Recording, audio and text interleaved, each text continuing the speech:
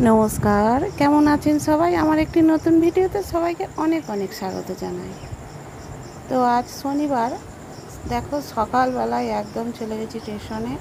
কোথায় যাচ্ছি বলো তো? বলছি পরে। সবে সকাল হচ্ছে, স্টেশনে অল্প অল্প লোক জড়ো হচ্ছে। তো আমরা বসে আছি এখানে, সকালবেলা পাখির আওয়াজ শুনছি বসে বসে, ট্রেন ধরবো বলে। তো ট্রেন আসতে লেট করছে, বসে আছি চুপচাপ। তো আমরা যাচ্ছি আজ বলি তারাপীঠ। এই দেখো ট্রেনটা চলে গেল কাটোয়ার দিকে, এইবার আমাদের ট্রেন আসবে। আমরা সকাল থেকে বসে আছি, অনেকক্ষণই বসতে হয়েছিল, প্রায় 8 ঘন্টা মতো। তো অনেক দিন ধরেই যাবো ভাবছিলাম, যাওয়া আর হচ্ছিল না। ফাইনালি টাইম হলো যাওয়ার, যাব, বসে আছি। আর সকালবেলাটা খুবই সুন্দর লাগছিল। এই দেখো ব্যান্ডেলে নেমে পড়েছে, এবার ব্যান্ডেল থেকে আবার ট্রেন ধরবো। সকালের ট্রেন, একদম সকালবেলা, রাতের বেলা উঠেছি, প্রায় 3টে বাজে তখন। আমরা এই কজনাই যাচ্ছি, ওর বাবার বন্ধু, ওটা বন্ধুর বউ আর মেয়ে, আমরা 3জনা। এই দেখো রামপুরহাটের যাওয়ার উদ্দেশ্যে ট্রেন ধরে নিয়েছি আমরা।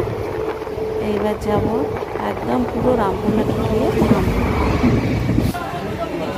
দেখো রামপুরহাটে নেমে পড়েছি, যাচ্ছি এবার। ঘর বুক করা আছে, ওখানে গিয়েই একদম ঘরে উঠে পড়বো সরাসরি। তো সকাল থেকে খুব খিদেও পেয়েছিল, একটু পুজো দেবো, কিছু খাওয়া হয়নি সকাল থেকে। তাড়াতাড়ি ওই দিন সকাল সকাল বেরিয়ে পড়েছিলাম যাওয়ার জন্য। এই দেখো রামপুরহাট স্টেশনে নেমে পড়েছি। এইবার ট্যাক্সি ধরবো বলে যাচ্ছি রাস্তার দিকে। এখান থেকে অনেকটাই দূর তারাপীঠ মন্দির, স্টেশন থেকে প্রায় 10 কিলোমিটার দূরত্ব হবে। এই দেখো চলে এসেছি রেডি হয়ে, এবার মন্দিরের পাশে দোকানে বসে আছি। এখান থেকে পুরোহিত নিয়ে যাবেন আমাদের মন্দিরে, পুজো দিতে যাব। সব রেডি হয়ে বসে আছি। ওদিকে ভাই নাম গোত্র লিখছে বসে বসে, আর আমি বসে বসে এখানে ভিডিও করছি। এই দেখো মন্দিরে লাইনও দিয়ে দিয়েছি। এখানে ফোন অ্যালাউ ছিল না, তাই ভিতরটা ভালোভাবে দেখাতে পারিনি। এখানে দাঁড়িয়ে আছে, বাবা দাঁড়িয়ে আছে, ভিতরটা দেখাতে পারিনি ভালোভাবে। ফোন জমা নিয়ে নিয়েছি।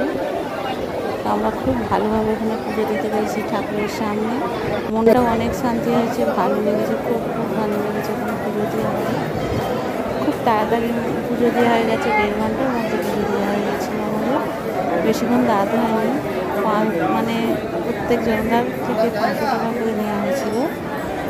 আমার মেয়ে যেহেতু ছোটো, ওর থেকে আর ওর টাকাটা নেয়নি, আমাদের দুজনকার 500 1000 টাকা নিয়েছিল।